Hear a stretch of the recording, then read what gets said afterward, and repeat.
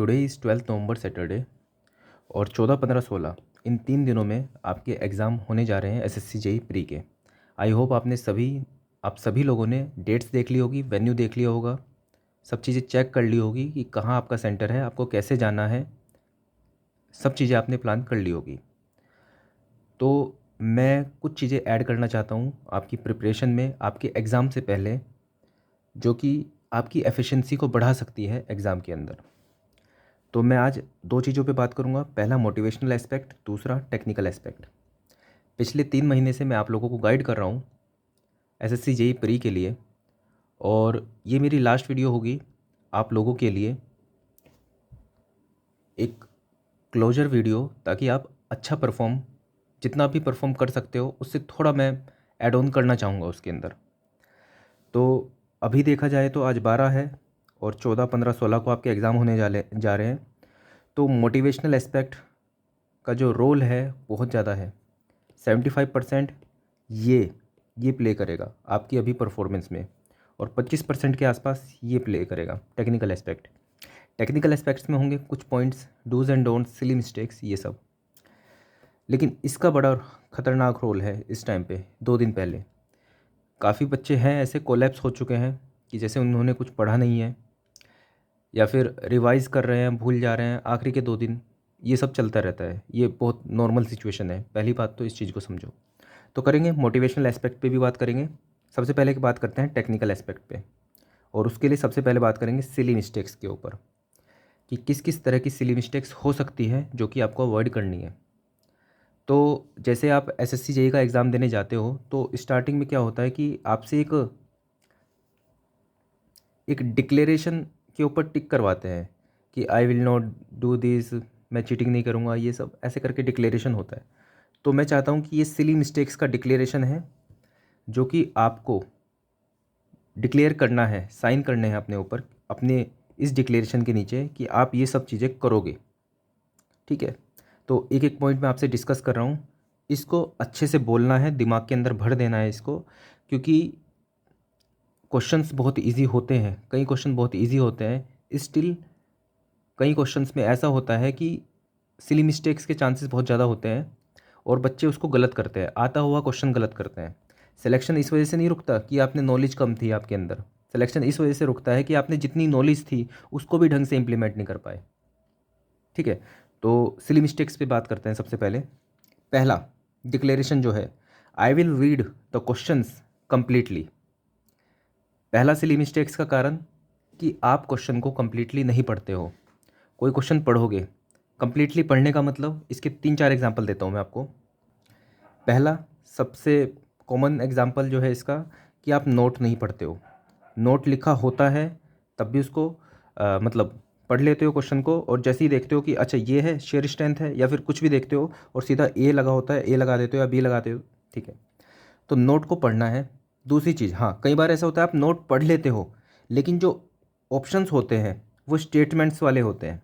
तो स्टेटमेंट्स वाले बहुत सारे, आप ये सब जब लाइन पढ़ते हो सारी की सारी, तो जब स्टेटमेंट पढ़ने के बाद, स्टार्टिंग में याद होता है आपको नोट, लेकिन स्टेटमेंट पढ़ने के बाद आप ये नोट भूल चुके होते हो, और फिर ये स्टेटमेंट के हिसाब से, जैसे ए बी सी डी, ये 4 स्टेटमेंट आई, पहला ऑप्शन ए एंड सी सही है, दूसरा ऑप्शन बी एंड डी सही है। तो अभी आपने जब ये स्टेटमेंट पढ़ा, ठीक है, तो अब आपको ये याद है और ये याद है, आप नोट भूल चुके हो। मैं आपको ये इसलिए बता रहा हूँ कि अगर इस तरह का क्वेश्चन होगा तो आपके दिमाग में ये चीज़ बैठी होगी कि ये गलतियाँ नहीं करनी है। तो पहली गलती, नोट अच्छे से देखना है। दूसरी बात, कि अगर स्टेटमेंट वाला क्वेश्चन आ जाए तो ध्यान रखना है कि स्टेटमेंट पढ़ने के बाद यहाँ पे ऊपर पढ़ लेना कि इसमें पूछा क्या चीज़ है। कई बार होता है स्टेटमेंट सही होती हैं सब के सब, इतनी ऑब्वियस स्टेटमेंट होती है, देखते ही मन ललचाता है कि यार ये तो स्टेटमेंट सही है, चलो टिक कर देते हैं। लेकिन एक्चुअल में क्वेश्चन में क्या पूछा है, डिमांड क्या है क्वेश्चन की, वो आपको देखना पड़ेगा, वो आपको पढ़ना पड़ेगा। ठीक है, और क्या होता है कि जैसे एक क्वेश्चन मैंने मतलब एग्जाम्पल में भी दिया था, कि जैसे मान लो आपने क्वेश्चन पूरा पढ़ लिया, उसकी कुछ कैलकुलेशन है, उसकी कैलकुलेशन है A plus B plus C. ठीक है, D is equal to A plus B plus C. तो ये आपका नॉर्मल फॉर्मूला है। ठीक है, आपसे क्वेश्चन में पूछा कि डी की वैल्यू निकाल दो, तो उसमें आप क्या करोगे, ए प्लस बी प्लस सी, एग्जाम्पल दे रहा हूँ आपको। ठीक है, तो तो जैसे ही आपने आंसर निकाला और ए ऑप्शन में देखा, उसका आंसर आ गया। लेकिन ये गलत हुआ। क्यों? क्योंकि उसने मेंशन किया है कि डी आपको निकालना है और बाद में ब्रैकेट में लिख दिया कि लेकिन बी इंक्लूड नहीं करना है, इस तरह से। तो आपको बी हटा देना है। ए प्लस सी आपको कैलकुलेट करके बी ऑप्शन टिक करना है, या सी या डी। समझ रहे हो? कहने का मतलब ये है कि इस तरह के बहुत सारे एग्जाम्पल हो सकते हैं, लेकिन आपको ध्यान रखना है कि क्वेश्चन में क्या पूछा है। क्वेश्चन को अच्छे से पढ़ना है। इतना टाइम आपके पास होता है कि आप क्वेश्चन को एक बार अच्छे से रीड कर लो। क्वेश्चन को रीड करोगे, उसको समझ लोगे क्वेश्चन को, एक दो ऑप्शन तो आप ऐसे ही हटा दोगे। ठीक है? तो क्वेश्चन को कंप्लीटली रीड करना है, अच्छे से रीड करना है। ठीक है? दूसरा, आई will read the all the options. हमें आपको ऑप्शन बिल्कुल सभी के सभी पढ़ने हैं। ऐसा होता है कि ए ऑप्शन सही होता है, बी ऑप्शन भी सही होता है, सी ऑप्शन में ए और बी दोनों मिला के दिया होता है, तो सी बेटर ऑप्शन होगा। या फिर ऑल ऑफ द अबव दिया होता है, तो ए सही है, बी सही है। ठीक है? ए देख के ये एक टिक कर दोगे, डी टिक करना होगा उसके अंदर। ठीक है? तो ऑप्शन सभी पढ़ने हैं। आपको लगेगा कि हाँ ए ऑप्शन सही है, इसको ही टिक कर देता हूँ, लेकिन देखो क्या पता अगले ऑप्शन में कुछ एडिशनल हो, तो अगला ऑप्शन बेटर ऑप्शन होगा। तो आपको चारों ऑप्शन, आपको भले ही कितना ऐसा हो कि हाँ ये क्वेश्चन मैंने बहुत बार किया हुआ है, ये ऑप्शन यही होगा इसका आंसर, तो आपको टिक नहीं करना है जब तक आप चारों ऑप्शन नहीं पढ़ते। एक और इसका पार्ट होता है कि आपने क्वेश्चन पढ़ा, क्वेश्चन में एक टर्म है, ठीक है, और ए बी सी डी, आपने बहुत सारे क्वेश्चन किए थे। एक क्वेश्चन आपने ये ऐसा किया था, इसमें कोई टर्म आती थी। मैं टर्म्स के नाम इसलिए नहीं ले रहा हूँ क्योंकि मैं सिविल के पर्सपेक्टिव से नहीं, मैं मैकेनिकल और इलेक्ट्रिकल के पर्सपेक्टिव से भी ये वीडियो बना रहा हूँ, तो मैं आपको इस तरह से एग्जांपल से पढ़ा मतलब बता रहा हूँ। तो आपने एक टर्म देखी जिससे एसोसिएटेड जो टर्म होती थी वो ऑप्शन ए में लिखी है। ठीक है? तो आप इस टर्म को देख के सीधा ए टिक कर देते हो, लेकिन आप नहीं पढ़ते कि क्या पता क्वेश्चन चेंज हो चुका हो और इसके आगे पीछे की स्टेटमेंट इस टर्म से ये ना मतलब इंटरफेयर करती हो, इंटरप्रेट करती हो। जैसे एक मैं सिविल का एग्जांपल दे देता हूँ, प्रॉपर एग्जांपल तो याद नहीं है लेकिन हाँ बता देता हूँ कि जैसे एक क्वेश्चन है कि ज्योमेट्रिक डिज़ाइन के लिए हम कौन सा मेथड अप्लाई करते हैं, इस टाइप से कुछ क्वेश्चन था। तो उसमें ऑप्शन में 98 परसेंटाइल, ठीक है, 85 परसेंटाइल, ठीक है, और 98 परसेंटाइल, 85 परसेंटाइल, 15 परसेंटाइल और 30th आर, ठीक है, 30th आर सर्वे, ऐसे करके। तो 98 परसेंटाइल देखते ही टिक मार दिया जाता है, लेकिन आंसर इसका डी होता है। सिविल वाले समझ पा रहे होंगे कौन से क्वेश्चन की मैं बात कर रहा हूँ, लेकिन बाकी ब्रांचेस के लिए भी यही है कि अगर किसी टर्म के साथ कोई आंसर एसोसिएटेड है, तब भी आप डायरेक्टली उसे देख के टिक नहीं करोगे, आप पूरा क्वेश्चन पढ़ोगे और फिर पूरे ऑप्शंस भी पढ़ोगे। थोड़ा सा टाइम लग जाएगा, लेकिन जो आपको आता हुआ क्वेश्चन होगा एटलीस्ट वो सही होगा। बाद में आप इस चीज़ को सोचते हो कि इतने सारे नेगेटिव आ गए, इतने सारे नेगेटिव आ गए, वो नेगेटिव इसलिए आए हैं क्योंकि आपको जो क्वेश्चन आता था वो भी आपने गलत किया है। ठीक है? जितने आप तुक्के मारते हो बैलेंस हो जाते हैं आपस में, उनसे कुछ ज़्यादा नुकसान नहीं होता है। नेगेटिव का ज़्यादा हवा बना रखा है कि नेगेटिव मार्किंग आ गए, सारे के सारे नेगेटिव काउंट कर लेते हो एक साथ। ठीक है? वैसे नहीं होता। नेगेटिव सिर्फ वो काउंट होते हैं जो उनसे आपने आते हुए गलत किए हैं। जो उनसे आपने तुक्के मारे थे वो तो बैलेंस हो जाते हैं हमेशा, बैलेंस के वो हमेशा ज़्यादा नंबर ही देते हैं। तो फिलहाल मैं उसके लिए नहीं कह रहा हूँ आपको, लेकिन हाँ ये दूसरी टाइप की मैंने आपको सिली मिस्टेक बता दी। तीसरी टाइप की silly mistake, I will read and write the data from the screen to my copy with 100% accuracy.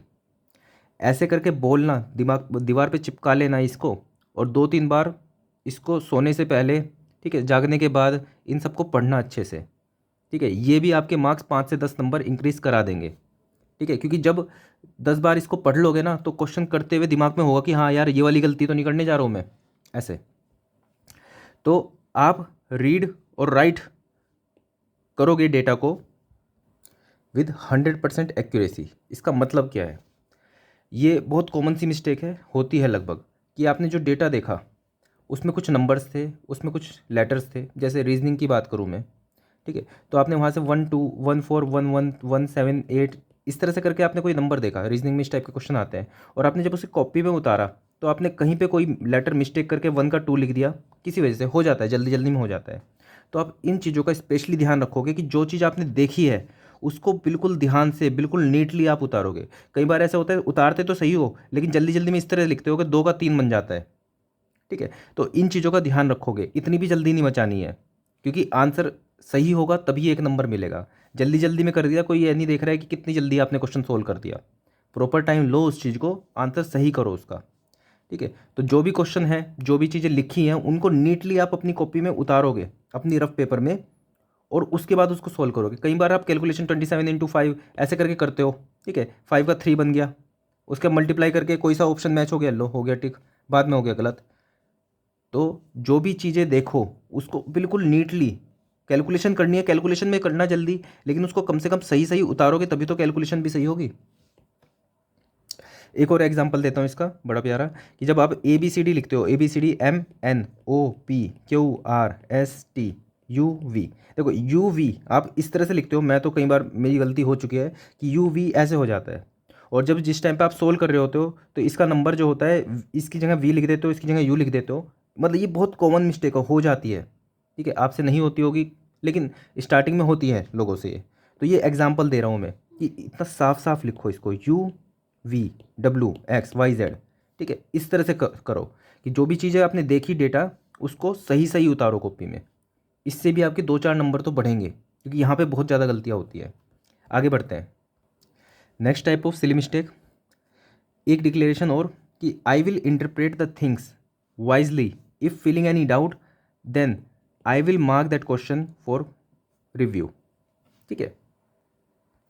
तो 200 क्वेश्चन का आपको करने हैं 2 घंटे में, तो डिसीजन फैटिक होगा, ब्रेन फैटिक करेगा आपका, ठीक है। डिसीजन फैटिक मतलब कुछ चीज़ें होती हैं कंडीशंस वाली, कि जैसे A is greater then B है, ठीक है, मतलब टेक्निकल की मैं बात बताऊँ कि A is greater then B है, तो हमारे पास X कंडीशन आती है, और A लेस देन B होता है तो हमारे पास Y कंडीशन आती है, ठीक है।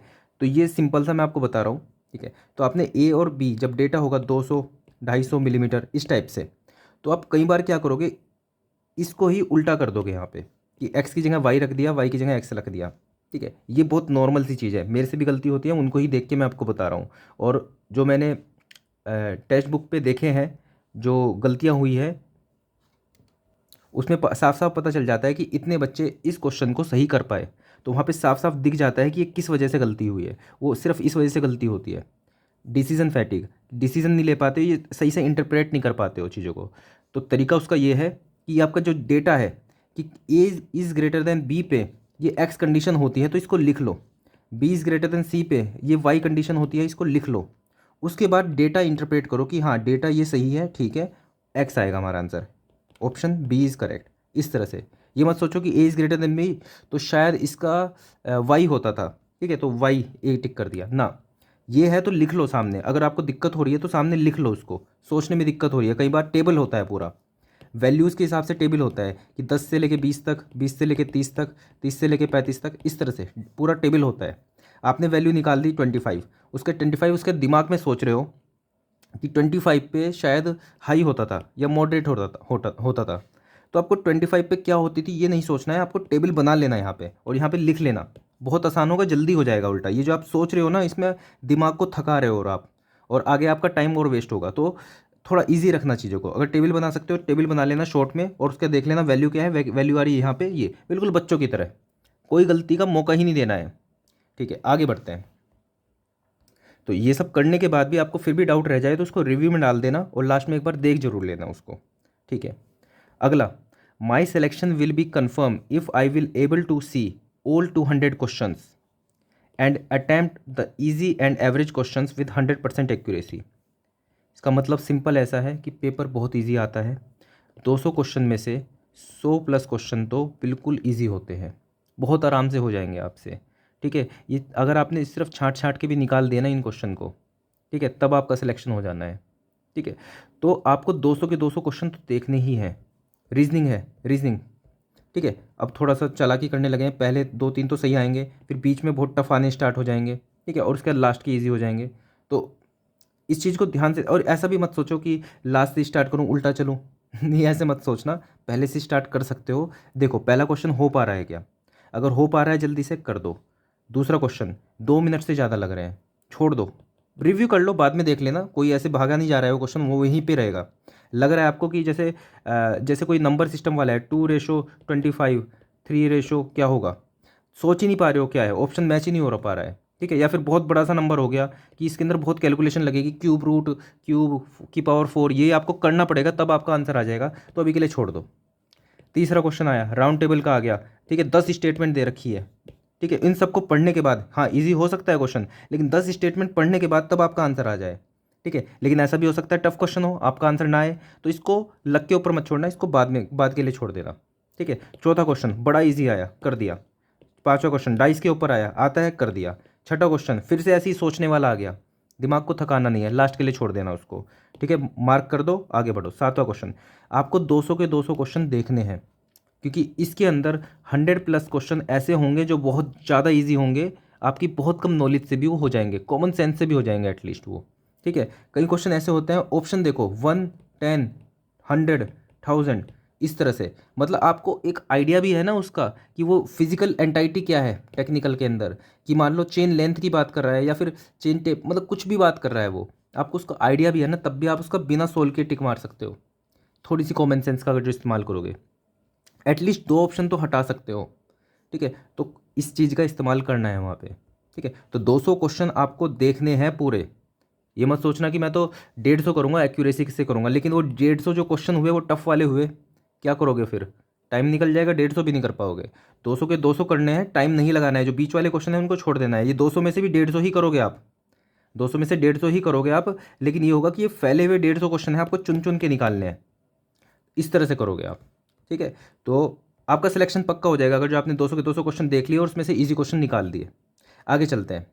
I will save the time by using my common sense and by option checking. जैसे अभी मैंने बताया कि ऑप्शन चेकिंग से ही कई क्वेश्चन आपके सोल्व हो जाएंगे। ठीक है, आपको अगर जो फिजिकल एंटाइटी के बारे में पता है कि ये लेंथ है, ठीक है, ये लेंथ 1-2 मीटर की होती है, यहाँ पे तो 2 किलोमीटर 4 किलोमीटर ये ऑप्शन है, कैसे होगा। ठीक है, तो इन चीज़ों को समझो कि फिजिकल एंटाइटी सोच के ही आप उसका आंसर कर सकते हो, या फिर 2 ऑप्शन तो ऐसे ही रूल आउट कर सकते हो सिर्फ पढ़ के कि क्या पूछा है। ठीक है, तो कॉमन सेंस और ऑप्शन चेकिंग का भरपूर इस्तेमाल करना, क्वेश्चन पढ़ना, क्वेश्चन में से एक ऐसी फैक्ट निकाल लेना, एक प्यारा सा छोटा सा फैक्ट, बिल्कुल कॉमन सेंस, बिल्कुल ओवियस, सिर्फ वो ओवियस फैक्ट से ही ना आप 2 ऑप्शन निकाल सकते हो अलग। एसएससी जेई का इतना कम लेवल का एग्जाम आता है कि 4 ऑप्शन है, ABCD, नो डाउट बाकी के जो 2 ऑप्शन होंगे उसके अंदर आपकी नॉलेज लगेगी, लेकिन 2 ऑप्शन आप इस तरह से हटा दोगे सिर्फ एक फैक्ट जान के कि आपने पूरी स्टेटमेंट पढ़ी कि हाँ इसका आंसर जो होगा ये इन दोनों चीज़ों के बीच में लाई करेगा, ये तो आ ही नहीं सकते, इस टाइप से। ठीक है, तो बाकी वो तो मैं बता चुका हूँ आपको कि एक ऑप्शन भी आपने हटा दिया तो आपको तुक्का मार देना, बाकी आप ये अपने आप ये सोच लेना खुद से। ठीक है, कि आपको क्या करना है, वो मैं पहले बता चुका हूँ कि कितने मार्क्स पे, मतलब कितने टिक करने हैं आपको। ठीक है, मैं तो सारे अटैम्प्ट करके आता हूँ, वो भी मैं आपके ऊपर छोड़ दे रहा हूँ, और पुरानी वीडियो में आप देख लेना कि तुक्के क्या मारने हैं कैसे, वो सब बात की बात है। ठीक है, तो यहाँ पे मैं ये सब कंट्रोवर्शियल बातें नहीं करूँगा। ठीक है, आगे चलते हैं। Next question, next topic, next है declaration. If I find that any question can be solve but it will take more than 2 minute, then I will mark that question for review and attempt it at last. अगर कोई question मेरा 2 minute से ज़्यादा ले सकता है, ऐसा नहीं है कि हर क्वेश्चन में आपको 2 मिनट लगेंगे, कोई कोई क्वेश्चन 10-10 सेकंड में भी होगा, 15 सेकंड में भी होगा। ठीक है, देखते ही क्वेश्चन भी पढ़ लोगे, आंसर भी देख ले, मतलब तुरंत पता चल जाएगा आपको। लेकिन कोई कोई क्वेश्चन ऐसा होगा कि उसको आपको 2 मिनट भी देना पड़ेगा, ऐसा नहीं है कि हर क्वेश्चन आपको 10 सेकंड वाला ही मिलेगा, 2 मिनट वाला भी सोल्व करना पड़ेगा। लेकिन अगर 2 मिनट से ज़्यादा ले रहा है वो क्वेश्चन, ठीक है, 2 मिनट में सोल्व की बात कर रहा हूँ मैं, ऐसे नहीं कि 2 मिनट पढ़ने में ही लग रहे हैं आपको। अगर बहुत बड़ा क्वेश्चन लग रहा है पढ़ने में ही तो बिल्कुल छोड़ देना, आखिरी के लिए छोड़ देना उसको, क्योंकि उसकी कोई गारंटी नहीं है कि पढ़ने के बाद भी आप उसका आंसर निकाल पाओ और कितनी देर बाद वो सोल्व हो पाए। जैसे रीजनिंग के अंदर बहुत सारे क्वेश्चन आते हैं कि ए का शेयर इतना है, बी का इतना है, सी का ये है, प्रॉफिट इतना है, ये है, बहुत बड़ी कैलकुलेशन लगेगी, XYZ मानोगे, XYZ की वैल्यू निकालोगे, मल्टीप्लाई करोगे, पता नहीं क्या क्या करोगे, आखिरी में कर देना इस क्वेश्चन को। ठीक है, कितनी अच्छी कैलकुलेशन हो लास्ट के लिए छोड़ देना, कई बार ऐसी कैलकुलेशन अटकती है, ठीक है, डिवाइड वाइड करने में, तो टाइम बहुत वेस्ट हो जाता है, फिर बाद में रिग्रेट होता है कि इतना बड़ा क्वेश्चन क्यों उठाया, इससे अच्छा दूसरा कर देता। तो इसलिए जिसमें भी आपको क्वेश्चन में लग रहा है ना कि टाइम ज़्यादा लग सकता है, ठीक है, बिल्कुल छोड़ देना। लेकिन जैसे कुछ क्वेश्चन है, कुछ क्वेश्चन में डायरेक्ट फॉर्मूला है, जैसे क्वेश्चन है कि A/B+C, ये फॉर्मूला आपको पता है, आपको A की वैल्यू पता है, B की वैल्यू पता है, C की वैल्यू पता है, तो इसमें ये मत सोचना कि इसकी कैलकुलेशन में टाइम लग जाएगा। कैलकुलेशन कितनी खतरनाक हो, यहाँ पे 1000 लिखा हो, यहाँ पे 150 181 लिखा हो, यहाँ पे कुछ भी लिखा हो, 25 लिखा हो, कुछ भी, इसमें जितना टाइम नहीं लगेगा, ये तो सीधी कैलकुलेशन है, इसके अंदर 1 मिनट से ज़्यादा टाइम नहीं लगने वाला है आपका। अगर फॉर्मूला आपको पता है, सब वैल्यू पता है, तो उसको तुरंत सोल्व कर देना, क्योंकि इसमें आपका दिमाग नहीं लग रहा है। जहाँ पे फैटिक हो रही है, दिमाग की भी फैटिक हो रही है और कैलकुलेशन करने में भी टाइम लग रहा है, उसको लास्ट के लिए छोड़ना। अगर कोई क्वेश्चन ऐसा है जिसकी कैलकुलेशन तो थोड़ी बड़ी लग रही है आपको, लेकिन वो तुरंत की तुरंत दिमाग नहीं लगाना पड़ा, सीधा वैल्यू पुट करनी है, तो उसको तुरंत सोल्व कर देना। जैसे सिविल में होता है S is equal to W G, ठीक है, तो सेचुरेशन 100% दे दिया, डब्ल्यू दे दिया जी। अब आप सोच रहे हो कि इसमें टाइम लगेगा मल्टीप्लाई वगैरह करने में, तो इतना मत सोचना, कर देना इसको कैलकुलेट वहीं के वहीं, ठीक है। बाद के लिए भी छोड़ सकते हो, लेकिन तभी भी कैलकुलेट कर सकते हो। छोड़ना कौन सा है लास्ट के लिए, जिसमें आपको बहुत कुछ पढ़ना पड़ रहा है, उसमें टाइम लग रहा है। दूसरा, चांसेस हैं कि शायद ना आ पाए इसका आंसर, ठीक है, या फिर आपके लिए कुछ नया टाइप का क्वेश्चन है, उसे बाद के लिए रखना, ठीक है। या फिर कैलकुलेशन बहुत ज़्यादा आपको टफ लग रही है कि भाई बहुत बहुत बड़ी कैलकुलेशन हो गई, इसको तो मैं, तो कैलकुलेशन बना के रख लेना, बाद में सोल्व कर लेना उसको, ठीक है, ऐसा कर लेना। आगे बढ़ते हैं। तो ये सब पॉइंट तो हो गए, आगे और कुछ पॉइंट्स और बता देता हूँ मैं आपको। तो ये रीजनिंग से रिलेटेड कुछ पॉइंट्स हैं, ये आपका टाइम बचाएंगे, ठीक है। आप ऐसा करते होंगे मैं भी, अगर जो नहीं करते हो तो ऐसे कर लेना, ठीक है। पहली बात कि ABCD आप एक पेज पे लिख के रखोगे और इस तरह से लिखोगे, ये आपको पता होगा कि इस तरह से ही, ऐसे सीधी मत लिखना, इस तरह से ही लिखते हैं लगभग सभी, ऐसे ही करते होंगे, ऐसे लिख लेना। और उस पेज को, एक पेज ये और एक पेज उसका साइड वाला, बिल्कुल ब्लैंक छोड़ना। इन दो पेज पे आप ना नंबर सिस्टम वाले क्वेश्चन करोगे, ना राउंड टेबल वाले क्वेश्चन करोगे, ना टेक्निकल क्वेश्चन करोगे, कुछ नहीं करोगे। इस पेपर पे आप सिर्फ जब भी ABCD वाला क्वेश्चन आएगा, सिर्फ उसको सोल्व करोगे। पहला क्वेश्चन, 25वां क्वेश्चन, ठीक है, 24वां क्वेश्चन, 23वां क्वेश्चन, ठीक है, 40वां क्वेश्चन, जो भी क्वेश्चन ABCD वाला होगा, सिर्फ ये पेज और दूसरा पेज, ताकि आपको बार बार ये ABCD ना लिखनी पड़े, ठीक है। जैसे पहले पेज और दूसरा पेज खाली छोड़ देना, बाकी जो जो भी आपका दूसरा नया टाइप का क्वेश्चन होगा वो बाकी अलग पेज पे करना, ठीक है। इससे आपका टाइम बचेगा, आपको बार बार नहीं लिखना पड़ेगा। दूसरी बात, डिक्शनरी वाले क्वेश्चन भी इसी पेज पे करना, क्योंकि डिक्शनरी वाले क्वेश्चन भी सिली मिस्टेक्स में गलत हो जाते हैं। तो वहाँ पे जैसे R और L, ठीक है, कई बार ऐसा लगता है R पहले आए कि L, याद होंगी तो अच्छी बात है, लेकिन कन्फ्यूज़न हो जाती है। तो जैसे 1, उसके अंदर क्या होता है, 1 2 2 1 2 1 1, इस तरह से करके होता है आगे पूरा। तो जैसे पहले 1 2 की बात करी है, ठीक है, तो 1 और 2 को लिख लेना, कंजूसी मत करना, इसमें टाइम नहीं लगने वाला, कि सेलेनिटी है, सेलिसियस है, ठीक है, दोनों लिख लेना वहाँ पे, और फिर एक एक करके उसको देख लेना कि कौन सा आगे पीछे है। कई बार दिमाग ही काम करना बंद कर देता है और हमें बताता है कि ये पहले आता है कि ये बाद में। तो ये जो आपका दिमाग काम ना करे ना, तो अपनी आंखों पे भरोसा करना कि L पहले आ रहा है या J पहले आ रहा है कि Q पहले आ रहा है, ये चीज़ यहाँ पे देख लेना। डिक्शनरी वालों में सिली मिस्टेक बिल्कुल गुंजाइश नहीं है, बहुत ईजी क्वेश्चन रहता है, हर कोई बच्चा कर लेता है, ठीक है। तो डिक्शनरी वाले और ABCD वाले क्वेश्चन यहाँ पे करना। दूसरा, ABCD वाले क्वेश्चन की बात बता रहा हूँ। तो जैसे ये क्वेश्चन आया, पूछा यहाँ पे क्या आएगा, तो टाइम इस पे वेस्ट मत करना कि यहाँ पे 3 लिखो, यहाँ पे इसके ऊपर नंबर लिखो, सीधा C है, F है, I है, L है, यहाँ पे पहुँचो। इस जगह पे कोशिश करना पेंसिल लेके जाओ तो अच्छा है, पता नहीं मुझे, वैसे पेंसिल नहीं, पेंसिल तो नहीं देंगे वो, पेन ही देंगे, ठीक है। तो जैसे आप C है, तो C से यहाँ पे, C से F आ रहा है, तो 1 2 3, फिर आया I, 1 2 3, सही बैठ रहा है, 3 आगे जा रहा है, 1 2 3 L, तो अगला क्या होगा, 1 2 3 O।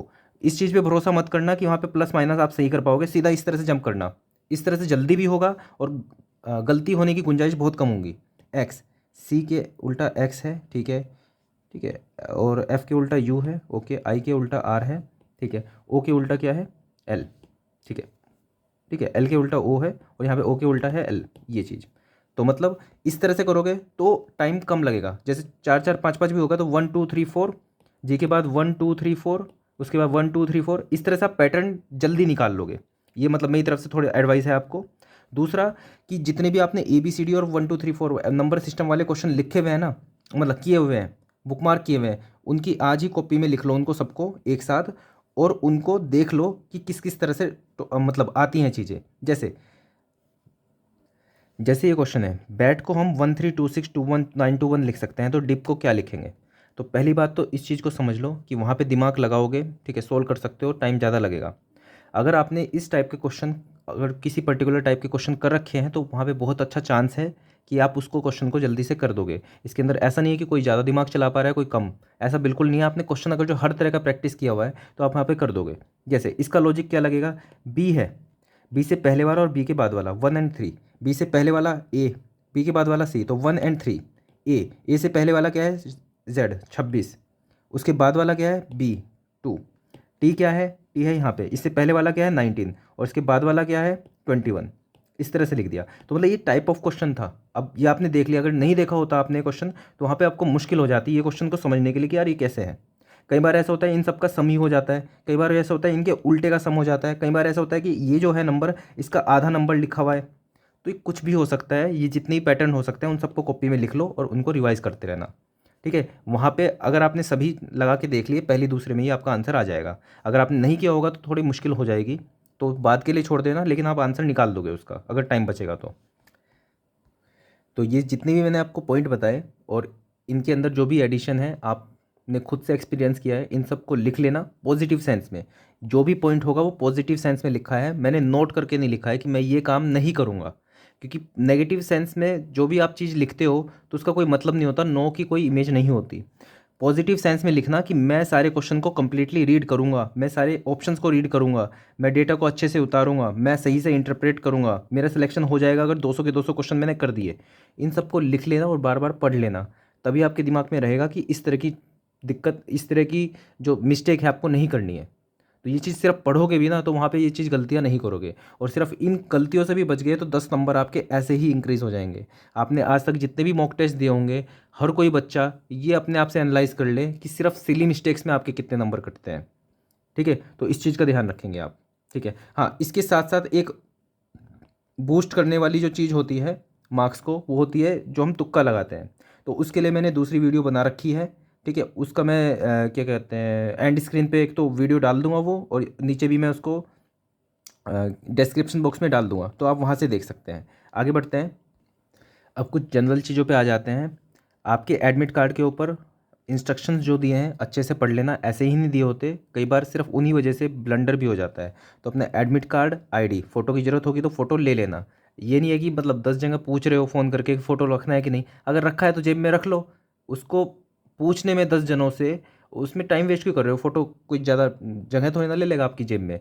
तो ये चीज़ें अपने पास रख लो, जो चीज़ रख सकते हो, और मतलब सेफ़ रहने के लिए। ठीक है, और इनको पहले ही एक दिन पहले अपने बैग में रख लेना। ठीक है, ऐसा नहीं कि सुबह के टाइम ढूंढ रहे हो कि एडमिट कार्ड कहाँ है या आधार आईडी कहाँ है। पैनिक बिल्कुल नहीं करना है, दिमाग का इस्तेमाल बहुत भरपूर मात्रा में होने वाला है आपका। 2 घंटे में 200 क्वेश्चन करने वाले हो, तो इतना सभी लोड नहीं आना चाहिए आपके दिमाग पे। हर एक चीज़ बिल्कुल काम कूल बिल्कुल। ठीक है, कि एग्ज़ाम देने जा रहे हो कि बिल्कुल मलाई की तरह गए, बिल्कुल वहाँ पे कोई बिल्कुल बीच में कहीं कोई दिक्कत ही नहीं हुई। लड़ाई वड़ाई किसी से नहीं करनी है। मान लो आप रास्ते में ही जा रहे हो, लड़ते हुए जा रहे हो किसी से भी, तो पेपर समझ लेना 2 घंटे में 200 क्वेश्चन के लिए एफिशिएंसी चाहिए होती है दिमाग में। ठीक है, अगर कहीं लड़ाई भी हो जाए ना, हाथ जोड़ के बोल देना कि ठीक है भाई, कोई दिक्कत नहीं, मेरी गलती है। इन चीज़ों का बिल्कुल ध्यान रखना, क्योंकि पेपर आपका है, भविष्य आपका है, दूसरे का उससे कुछ मतलब नहीं है। दूसरा लाइफ में क्या करने वाला है क्या नहीं करने वाला है उसको छोड़ो, अपने आप को देखो कि आपका ये टाइम कितना इंपॉर्टेंट है, आपका ये एग्ज़ाम देना कितना इंपॉर्टेंट है, और आपका कूल रहना कितना इंपॉर्टेंट है। ठीक है, तो इन सब चीज़ों का ध्यान रखना। ईगो वीगो को साइड में रख के घर पे भी बिल्कुल शांत भाव से रहना है आपको, एक दिन पहले 2 दिन पहले भी। ठीक है, अब डिस्कशन बिल्कुल छोड़ दो, जितनी भी डिबेट्स होती है बिल्कुल उनसे बिल्कुल कट जाओ, क्योंकि कई बार ऐसा होता है हीटअप डिबेट्स ही इतनी हो जाती है कि 2 दिन तक बस उसके बारे में ही सोच रहे हो। बिल्कुल स्विच ऑफ, फ़ोन बिल्कुल स्विच ऑफ कर लो, 2 दिन बिल्कुल शांत भाव से बैठ जाओ। ठीक है, कुछ पढ़ना है पढ़ लो, नहीं पढ़ना है तो कोई दिक्कत नहीं है, लेकिन दिमाग को बिल्कुल एम्प्टी रखो। इस टाइम पे दिमाग का पूरा इस्तेमाल होने वाला है वहाँ पे, तो शांत रहो बिल्कुल। एक और चीज़, जो एग्ज़ाम वाले दिन की जो टाइमलाइन होगी ना आपकी, कि सुबह मैं इतने बजे उठूँगा, फिर इतने बजे तक ये होगा, यहाँ पे जाने में इतना टाइम लगेगा, उसके बाद एग्ज़ाम दूंगा मैं, एग्ज़ाम देने तक, उसके बाद की तो कोई ज़रूरत नहीं है। एग्ज़ाम देने तक बिल्कुल टाइमलाइन डिसाइड होनी चाहिए, क्या खाओगे, क्या सही रहेगा क्या नहीं, पहले डिसाइड करके उसी हिसाब से चलना। तो बॉडी भी आपकी बिल्कुल उसी तरह से वर्क करेगी। सिर के दर्द की गोली एक रख लेना, ऐसा नहीं है कि दवाई नहीं खाते हो तो उस दिन नहीं खा रहे हो, ऐसा नहीं है। सिर में दर्द हो रहा है तो दवाई खा लेना और उसका फिर एग्ज़ाम दे देना, बिल्कुल 100% एफिशिएंसी चाहिए वहाँ पे। तो इतनी सी भी ये नहीं कि सिर में दर्द हो रहा था मेरे तो ये हो रहा था, जुकाम हो गया था उसकी वजह से एफिशिएंसी, ना, किसे दोगे एक्सक्यूज़। सिंपैथी से कुछ नहीं होता। 2 बारी के मिल जाएगी आपको सिंपैथी कि हाँ तबीयत ख़राब थी इसलिए एग्ज़ाम ख़राब हो गया, लेकिन उससे फालतू कुछ नहीं है।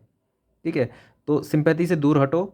जितनी चीज़ें अपने लिए कर रहे हो, अपने लिए कर सकते हो कि आपका एग्ज़ाम अच्छा हो, उतनी चीज़ें करो। इन सब चीज़ों से दूर रहो, सिंपैथी और नेगेटिविटी से। पॉजिटिविटी से जाओ, पेपर दे के आओ वहाँ पे, ठीक है। और उसके लिए जितनी चीज़ें हो सकती हैं वो सब करो। अब आते हैं 2 डे स्टडी प्लान। किन्हीं बच्चों के लिए 3 दिन का होगा, किन्हीं बच्चों के लिए 4 दिन का होगा। 14, 15, 16 को आपका एग्ज़ाम होने जा रहा है, 14 वालों के लिए 2 दिन का है ये, ठीक है। आपको इन 2 दिन क्या पढ़ना है, आप अपने हिसाब से पूरा पढ़ सकते हो। मैं बस उन लोगों को बता रहा हूँ जिन्हें बिल्कुल भी ऐसा है कि पढ़ाई नहीं हो रही है और जो चाहते हैं कि हमें कुछ बता दो, वो हम पढ़ लेंगे 2 दिन, ठीक है, क्योंकि उनकी वैसे भी पढ़ाई नहीं होने वाली है। तो मैं सिर्फ उन लोगों को बता रहा हूँ, आप अपने हिसाब से बिल्कुल बेस्ट जानते हो कि आपको क्या पढ़ना चाहिए, बिल्कुल उस हिसाब से ही पढ़ो। मैं बस जो बाकी बच्चे हैं उनको बता रहा हूँ, ठीक है। तो 2 दिन में आपको क्या पढ़ना है मैं आपको वो बता देता हूँ। पहली चीज़, 2 घंटे में 2 क्वेश्चन करने हैं और उसमें आपको करना है माइंड का इस्तेमाल पूरा। तो आपको चीज़ें अपने माइंड को मतलब परोसनी है कि माइंड को ज़्यादा मतलब माइंड का इस्तेमाल होने वाला है तो माइंड थकने वाला है तो उसको कम थकाओ। कैसे होगा वो, कि पहले उसकी ट्रेनिंग हो जाएगी। तो 2 दिन, अभी जो आज का दिन है और कल का दिन है 12, 13, इनमें रीजनिंग जो होगा, रीजनिंग करने का टाइम जो होगा आपका सबसे ज़्यादा होना चाहिए। क्योंकि आप जब वहाँ पे बैठोगे और रीजनिंग के क्वेश्चन करने चलोगे ना, तो प्रेशर इतना होगा कि आप रीजनिंग के क्वेश्चन इजी वाले भी नहीं कर पाओगे। लेकिन ये 2 दिन की अगर जो आपके पास ट्रेनिंग होगी ना, तो आपकी जो रीजनिंग में जो टाइम लगने वाला है और जो दिमाग लगने वाला है, उसमें थोड़ा आपको ब्रेन को थोड़ा सा सहूलियत मिल जाएगी। उसके बाद टेक्निकल में आप, क्योंकि टेक्निकल डिसाइडेड नहीं है कहाँ से क्या आएगा, किस वाले पोर्शन से क्या पूछ लेंगे। लेकिन रीजनिंग का आपको पता है कि ABCD वाले क्वेश्चन आएंगे, नंबर सिस्टम आएंगे, एनोलॉजी आएंगे, ठीक है, ये सब आएंगे, ये आपको पता है। तो अगले 2 दिन, क्योंकि एक और चीज़ है रीजनिंग के साथ कि जब आपका कुछ करने का मन नहीं करता तो उस टाइम पे भी आप रीजनिंग पढ़ सकते हो सुबह से शाम तक। तो पहली चीज़ तो ये है, कुछ पढ़ने का मन नहीं कर रहा है तो सुबह से शाम तक रीजनिंग कर लो। दूसरी चीज़, अगर सब चीज़ें आप पढ़ रहे हो तो ये चीज़ इंश्योर करो कि रीजनिंग का एक बहुत बड़ा पार्ट होना चाहिए 2 तारीख और 3 तारीख को। एटलीस्ट 2-2 घंटे तो पढ़ना ही है, इससे ज़्यादा भी पढ़ सकते हो, फ़ायदे में ही रहोगे, नुकसान बिल्कुल नहीं होगा रीजनिंग पढ़ने का। दूसरी चीज़, दूसरा ये है कि आपको शॉर्ट नोट रिवाइज़ करने हैं। अब अगर आप सोच रहे हो कि शॉर्ट नोट को मैं 10 बार रिवाइज़ कर लूँगा 2 दिन में, लेकिन उससे कुछ फ़ायदा ही नहीं हो रहा है, तो कुछ तो मतलब क्या करोगे उसका रिवाइज़ करके भी। तो एक तरीका यह है कि शॉर्ट नोट्स आपके जो भी हैं उनको लिख लिख के रिवाइज़ करो, ठीक है। हाँ, उसमें थोड़ा टाइम ज़्यादा लग जाएगा कि आप जो 4 बार शॉर्ट नोट का रिवीजन कर सकते थे, आप 1 या 2 बार ही कर पाओगे। लेकिन लिख के अगर जो आप रिवाइज़ करोगे अच्छे से शॉर्ट नोट्स को, तो जितने आपने शॉर्ट नोट्स बनाए थे एक और शॉर्ट नोट्स बन के तैयार हो जाएंगे ऐसे ही। लेकिन इसका फ़ायदा बस इतना होगा कि आपको एटलीस्ट कुछ परसेंट याद रह जाएगा, और आप जो बस उठा के पढ़ते रहते हो उससे चीज़ें याद नहीं रहती है। दूसरा, टेक्निकल पैकेज का इस्तेमाल करो SSC JEE के PYQ करके रिवीजन के लिए। टेक्निकल पैकेज बहुत काम आएगा इस टाइम पे, कि आप टेक्निकल पैकेज से क्वेश्चन देखोगे नीचे सॉल्यूशन तुरंत के तुरंत मिलेगा। इस टाइम पे, अभी के टाइम पे आपको कोई भी अनसोल्व्ड पेपर या फिर जिसमें सिर्फ आंसर हो उसको ट्राई नहीं करना है। आपको सिर्फ वो देखना है कि जो क्वेश्चन है उसका आंसर भी दिया हुआ है, साथ में सॉल्यूशन भी दिया है। ऐसा करोगे कम से कम ये है कि क्वेश्चन डाउट रहा तो आप तुरंत सोल्व कर लोगे उसको। अब मान लो अनसोल्ड है, क्वेश्चन देख लिया, आंसर पता नहीं कौन सा है, अब इस चीज़ में ही सोच रहे हो, एक तरह से पेपर ही दे रहे हो आप, कुछ फ़ायदा नहीं है पेपर देने का भी। इस टाइम पे ये है कि जितनी नॉलेज गैदर कर सको, पहली बात तो नॉलेज गैदर कर चुके हो आप, नॉलेज जितने गैदर करनी थी आपने कर चुके हो आप। अब बस आपको रिवीजन करना है और उसको ही इम्प्लीमेंट करना है। टेक्निकल एस्पेक्ट ही इतना लंबा हो गया कि मोटिवेशनल एस्पेक्ट कवर करने की मेरे अंदर क्षमता नहीं रही अभी, लेकिन फिर भी 1-2 मिनट में इसके बारे में आपको बताना चाहता हूँ। संजू मूवी का गाना सुना होगा आपने, टूटी शमशीरों से ही कर हर मैदान फतेह। टूटी शमशीरें क्या है मतलब, टूटी शमशीरों का, शमशीर मतलब तलवार, कि टूटी हुई तलवारों से ही जीत जाना है आपको ये जंग को। जिन लोगों को ऐसा लग रहा है कि मैंने तो 1 महीने पहले या 3 महीने पहले, 2 महीने पहले तैयारी स्टार्ट की थी और मेरा कोई चांस नहीं है, सबसे पहले बड़ी बात यह है कि वैकेंसी इतनी ज़्यादा है कि अगर आपने एवरेज भी चीज़ें की हैं तब भी आपका सिलेक्शन हो जाना है, क्योंकि आई थिंक 7-8 गुना तो बुलाते ही हैं इसके अंदर। तो अगर आप एवरेज स्टूडेंट हो तब भी आपका प्री क्वालिफाई हो जाएगा। मेंस के लिए आप मेहनत करोगे, मेंस में ऐसे नहीं होगा जैसा प्री में हो जाएगा, लेकिन हाँ प्री में आराम से हो जाएगा सिलेक्शन।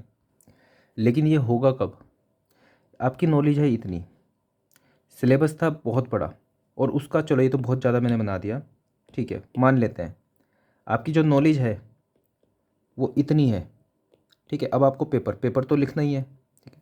तो आप इसको इसको भी 100% इम्प्लीमेंट कर दोगे तो सिलेक्शन हो जाएगा।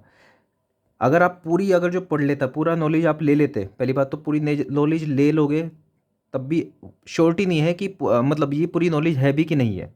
इतना सिलेबस है, मैं भी आज भी पढ़ता हूँ चीज़ें, तो बहुत सारी चीज़ें आज भी सीखता हूँ। तो ऐसा तो नहीं है, नॉलेज तो कभी ख़त्म नहीं होने वाली है, जितना पढ़ोगे उतना कम है। आपने ये नॉलेज ले ली तो ये क्या है, टूटी शमशीर है।